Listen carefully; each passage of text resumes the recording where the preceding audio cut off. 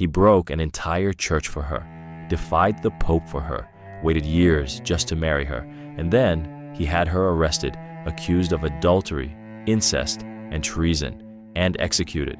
This is not fiction. This is the true story of Anne Boleyn, the woman a king was obsessed with, until he wasn't. And the man who destroyed her was her own husband, Henry VIII. When Anne Boleyn first returned to the English court in the 1520s, she was not supposed to become queen. She wasn't a royal. She wasn't the most powerful noblewoman. She wasn't even the king's first choice. Henry VIII was already married to Catherine of Aragon, a respected queen who had stood beside him for years. But Henry wanted something Catherine had not given him, a surviving male heir. Anne entered court as a lady-in-waiting, educated, witty, and politically aware after spending years in European courts. She spoke French. She understood diplomacy. And, most importantly, she did something almost no woman dared to do in Tudor England. She refused the king. Henry became infatuated with her. His personal letters still survive today, filled with longing, desire, and emotional obsession. In them, he begged for her affection. But Anne would not become his mistress. She made it clear, if he wanted her, it would have to be as his wife. And that single decision changed the course of history. Henry did not simply fall in love with Anne. He became consumed by her. For years, he tried to convince the Catholic Church to annul his marriage to Catherine of Aragon. He argued that his marriage was invalid under biblical law because Catherine had previously been married to his brother. But the Pope refused, and Henry faced a choice: obey the church or defy it for one woman. He chose Anne. In one of the most dramatic political shifts in European history, Henry broke from the authority of the Pope and established the Church of England. This was not a minor decision. It was a religious revolution. Monasteries were dissolved. Catholic authority in England was dismantled. And all of it began with the king's determination to marry Anne Boleyn. In 1533, Henry secretly married her.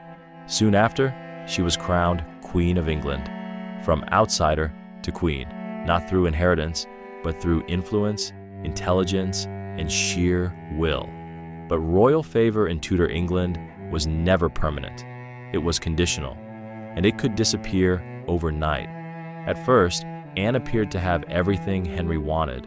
She became pregnant quickly after their marriage. But the child she gave birth to was not a son. It was a daughter, Elizabeth.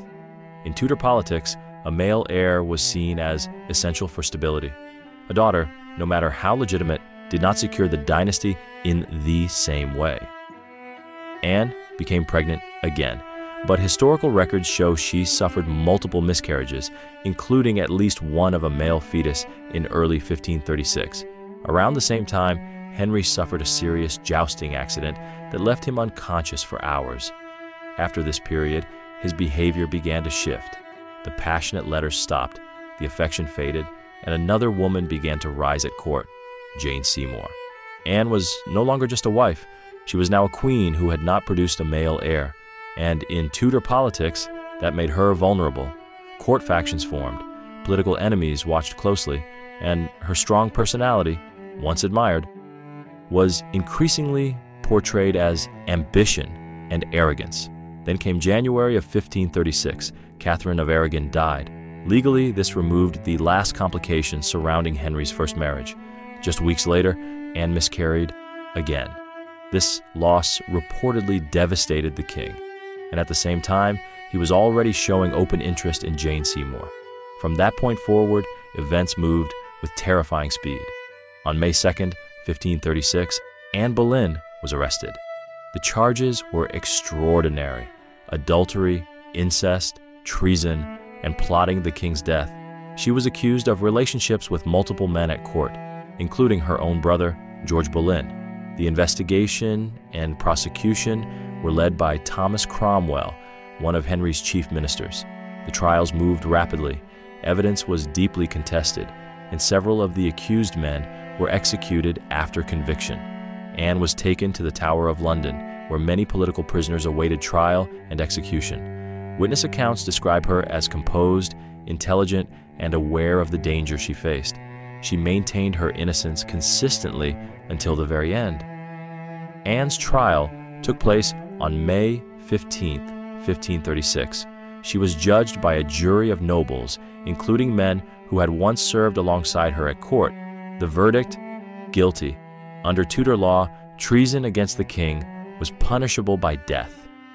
What makes this moment historically chilling is how quickly everything happened next. Just days after the trial, preparations for her execution began. Henry did not attend the trial, he did not publicly defend her, and he did not intervene to stop the sentence.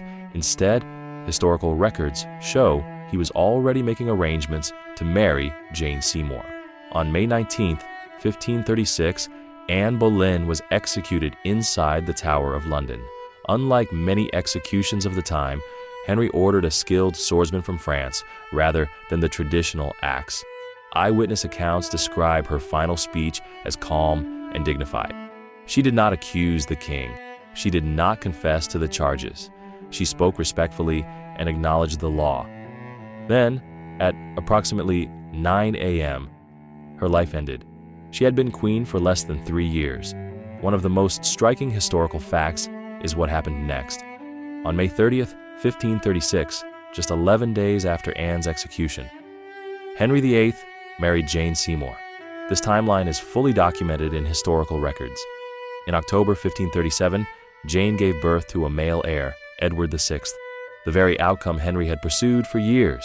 At the time of her death, Anne Boleyn was officially condemned and politically erased.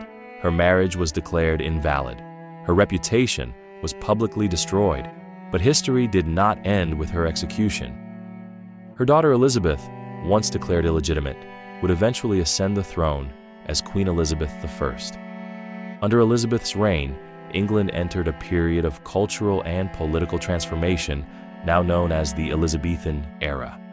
Exploration expanded, arts flourished, and the nation stabilized after years of religious upheaval. The daughter born from a marriage that reshaped a kingdom became the ruler who defined it.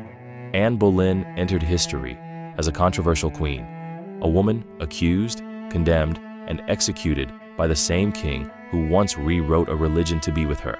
She was loved intensely, then politically abandoned, then legally destroyed. But here is the historical irony no accusation could erase. The man who ended her life unknowingly secured her legacy, because the child he once saw as a disappointment became Elizabeth I, one of the most powerful monarchs in English history.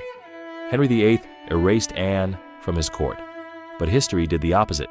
It remembered her, not just as the queen who fell, but as the mother of a ruler whose legacy outlived the king who sentenced her. And in the end, the woman he silenced became impossible to erase.